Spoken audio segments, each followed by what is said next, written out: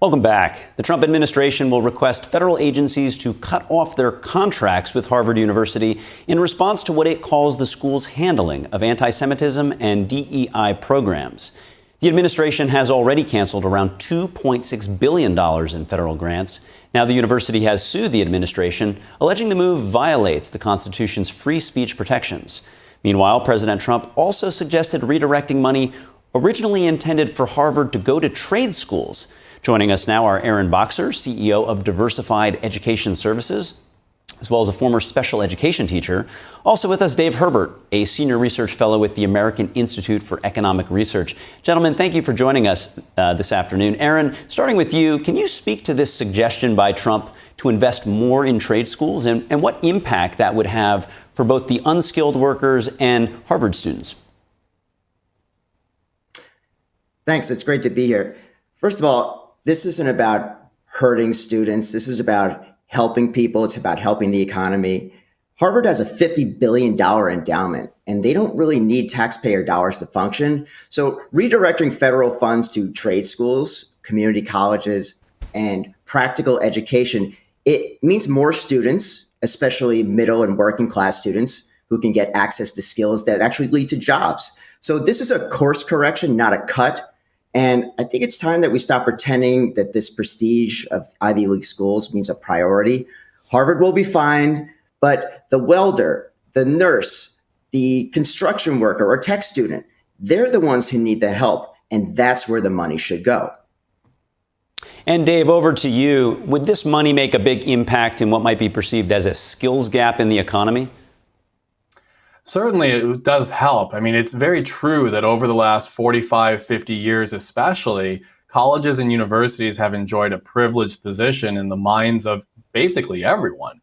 Now, look, it's very clear that the jobs that exist are in the skilled trade area and that there's tremendous amount of success and happiness to be found working in those areas. So I do think this is a good move. The question, though, is whether impugning or damaging or harming Harvard is the way to go about doing this. I think we really need to move the discussion away from the primacy of higher ed and towards supporting trade schools for everyone. Yeah, does one have to come at the expense of the other? Aaron, your thoughts on that? When public dollars are being spent, I don't think there's any overreach here. I think it's oversight. So yes, you can make the argument that this is about politics, but I don't think that it is. I would like to think that it's more about performance. So if an institution takes taxpayer money, it should be held to standard. So when schools like Harvard tolerate anti-Semitism or suppress free speech or ignore meritocracy and focus on DEI, I think it's appropriate to ask, are they serving the public or their own agenda? So redirecting that money to education programs that actually serve everyday Americans, I don't think it's political. I think it could actually help the economy and the manufacturing push that Trump has gone after. So I think this is more common sense. And it's the government saying, do your job or lose your funding. And that's not overreach. I think that's about accountability. We did see something similar with tariffs, where Trump laid out his plan for tariffs and he sort of waited for a bad actor to raise their hand. In that case, it was the Chinese Communist Party. So, Dave, going over to you, do you think that Trump was waiting for an opportunity to make this an issue? And as you said, it's really more about politics to highlight the issue? You know, it's really hard to think about what's going on in Trump's mind, especially these last 120 days or so. But I do think it is, at some level, a bit of a punishment for political reasons against Harvard. But again, I want to stress that I support the idea of supporting our trade schools. The only question is, how do you go about doing this, right? Taking $3 billion from Harvard, which, let's take a minute and pause and ask, why is Harvard getting $3 billion taxpayer dollars in the first place? And then redirecting that to trade schools is certainly going to help. I don't dispute that. But we really need to focus it on high school education, get people to understand that moving into the trade schools after high school is not a step down. It's not a sign of weakness. As a former college professor, I can tell you there's a large swath of students who are in college right now that don't belong there. It's not because they're not intelligent. It's not because they can't do the work. It's just the wrong place for them. So we need to get away from the primacy that higher ed in general has received, the support, the subsidies that they've gotten over trade schools and extend that to the trade schools to get this country moving in the right direction. Yeah, and Aaron, we've explored this before, where there's this sort of machine that puts kids into college programs with debt when maybe that wasn't really the right path for them. What is the issue in making trade schools attractive to students? Does it lie with the students? Does it lie with the system? What could we do to make it more attractive for students? Oh, not that long ago, depending on how you measure that, trade schools laid the foundation for the middle class back when the American dream was more affordable. And then during the Carter administration, we had 19 million manufacturing jobs. And because of offshoring by Carter and then the NAFTA deal signed by Clinton, the manufacturing jobs dropped by 40%. So over time, it was, as was just mentioned, college became this one size fits all answer, and we lost that balance. So the funding is going to be a shift, a return to common sense, reminding young people that not everyone needs a 4-year degree to succeed.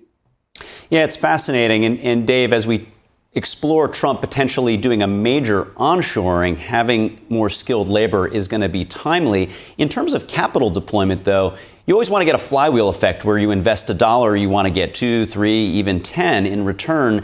Does a mass education investment make sense from the government? And does that sort of represent almost something akin to the GI Bill?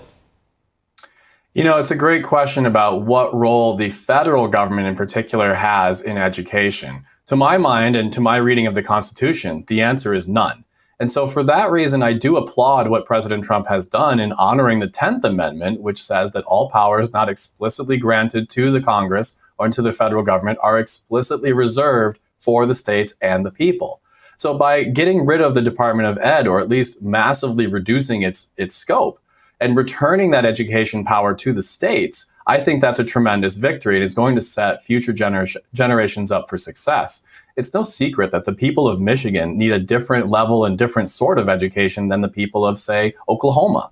It's not because we're different people. It's because we have different needs. And so returning that power to the states will enable the future generation to take those jobs as they're coming and set them up for tremendous success.